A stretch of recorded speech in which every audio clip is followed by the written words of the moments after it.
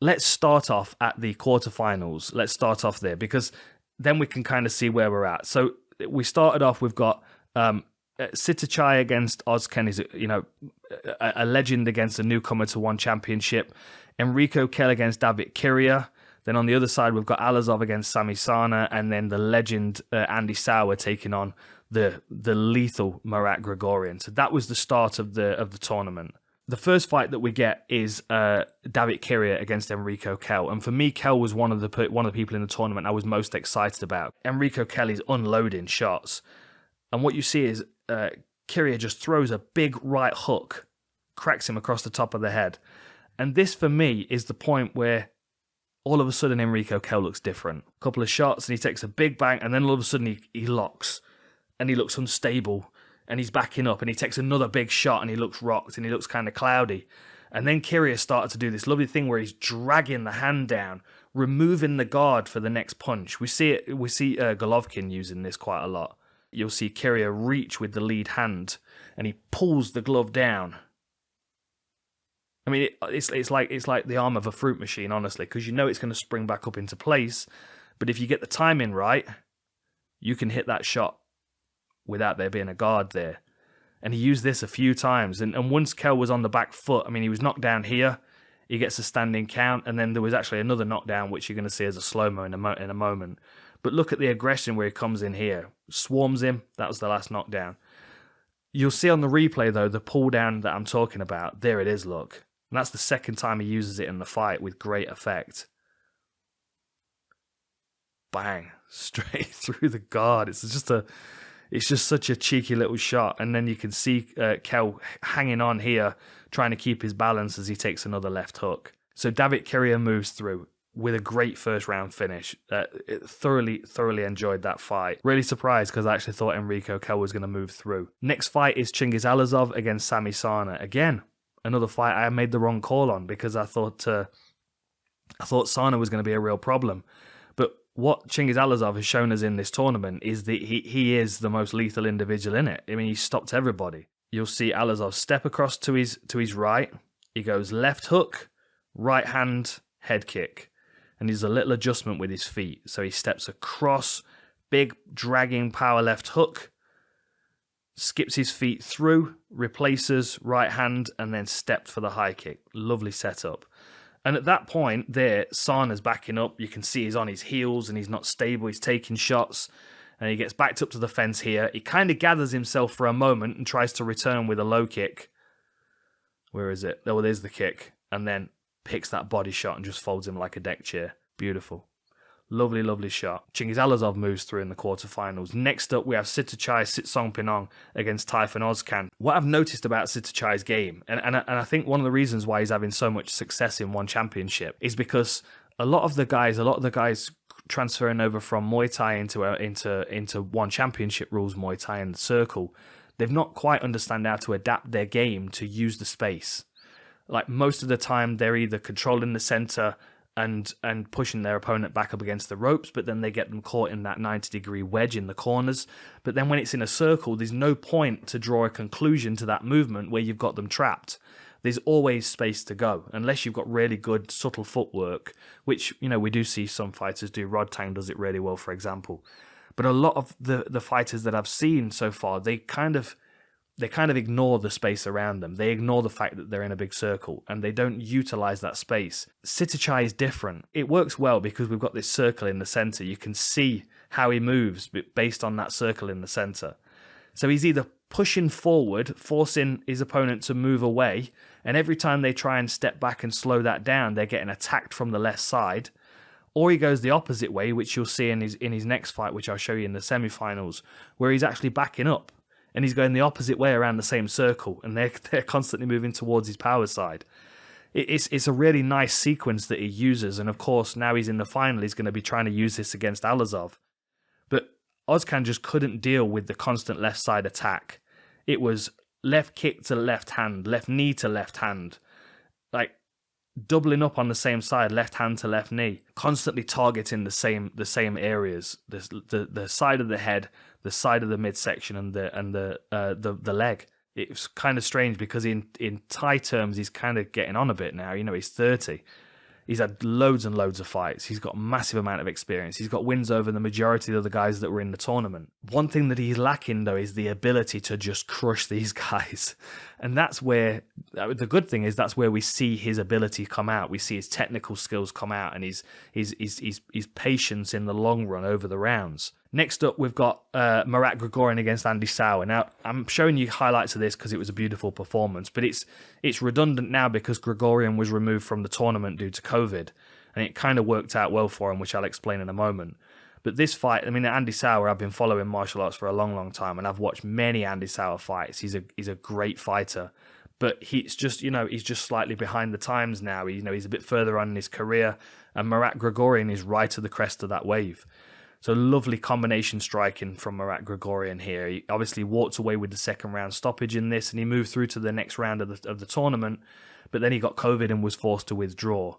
So the way that it's worked out for him now is that he's on this same card, but now he's fighting Superbon Banchamek for the featherweight title.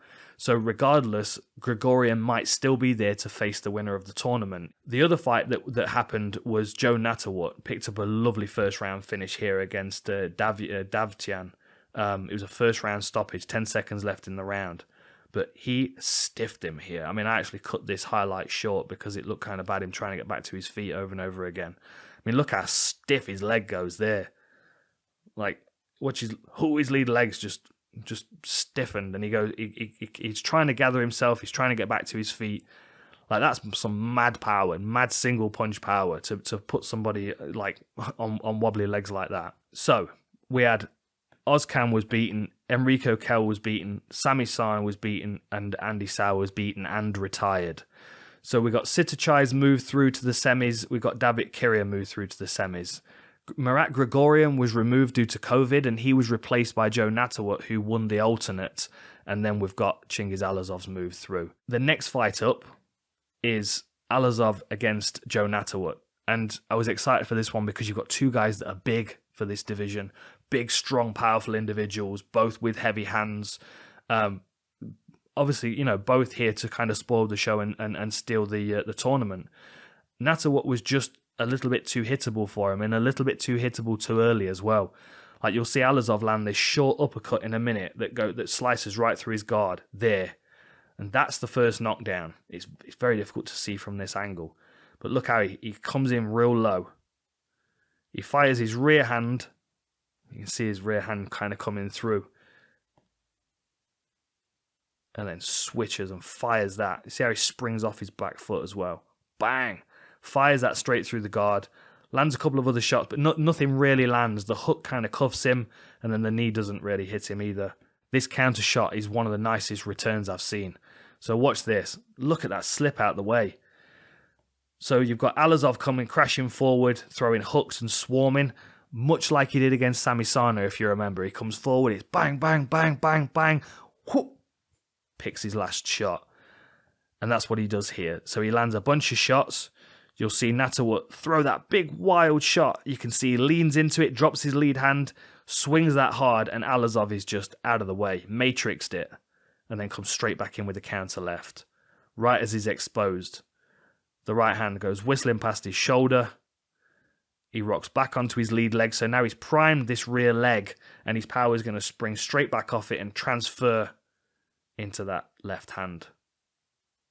The question is, can Sitthichai use his experience and his like veteran knowledge to be able to stay away from these shots, or discourage and deter Allazov from throwing his power shots too many times, to be able to get him into the next round where he can then start to, wear on him a little bit more, start to outpoint him a bit. The next one is Sitthichai against David Kiria, and what you'll see here is the same kind of process that we saw against Ozcan, but now he's moving away from him. Because Kiria, as we saw from the Kell fight, he's not going to back up. He's not going to give you the space. If you're fighting David Kiria, you either have to stand your ground and meet force with force, which is what Kell tried to do and didn't do very well, or you have to do what Sitthichai does and allow him to move forward and to walk him onto shots to set him up.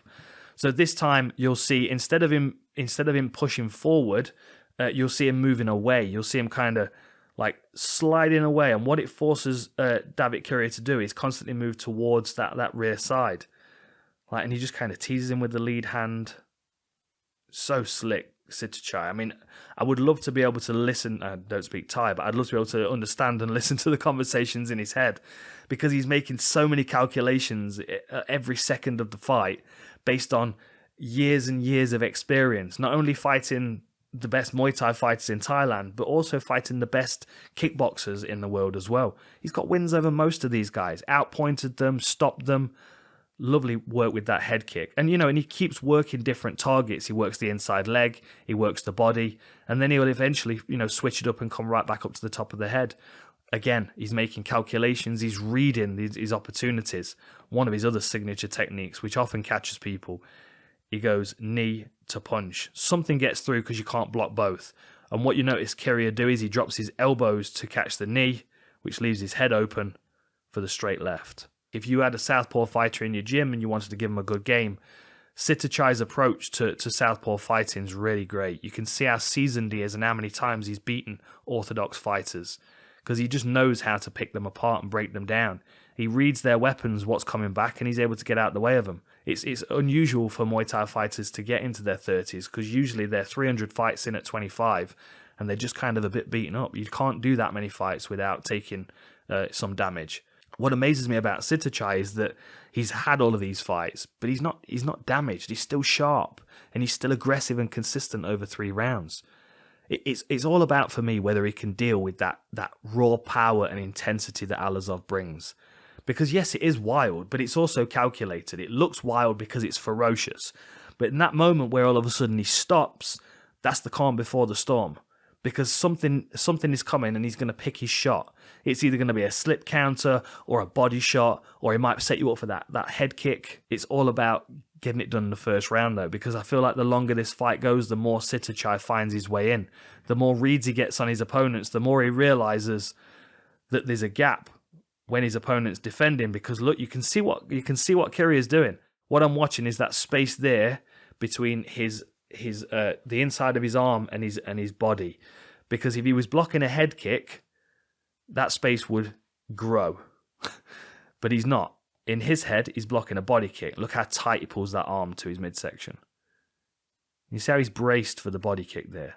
You can even see his latissimus dorsi contracted. He's pulled that arm in to brace for that body shot, which Sitthichai throws like it's going to the body, flicks it over the top of the side of the head. I mean, we could watch it all day. I love it because he's opened that channel for himself. And when you've got such an awareness of all the tools that you've got in your arsenal, you're able to play these games with people that have got less experience. And the reality is, less experience in this case is 63 fights.